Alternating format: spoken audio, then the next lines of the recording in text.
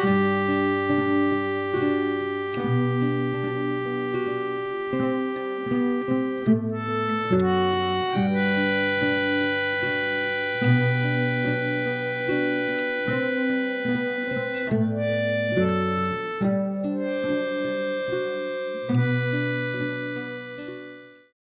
my name is Shawn Smith, and I'll be portraying Journal in Theatre Gigante's upcoming production of Spalding Gray Stories Left to Tell. And the whole piece is a series of his journal entries, and so I imagine this makes me the star. My first encounter with Spalding was way back in the day when I was studying to be an actor in college, and I watched his films. And there are several moments, but the one that comes to me first is his depiction of learning a line for the killing fields in his film Swimming to Cambodia.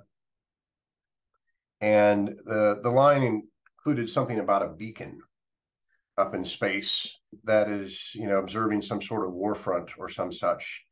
And he went on this whole riff about how he had to have context for this beacon. It was just like one or two lines that he had to say, but he spent all this time going through this process where he really had to imagine what this beacon was, because this is back in the 80s, so he had no context for it.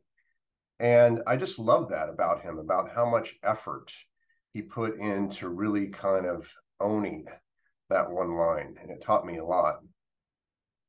And I always found his pieces to be very brave, because it's just him sharing out his humor, his anger, his angst, and his experiences of existing as a human on this planet. And the reason I feel it's so brave is because, to be a performer is to be very vulnerable.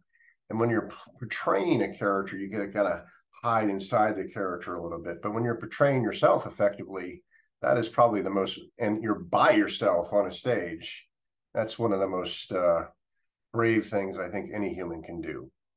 So really looking forward to seeing what you think of it.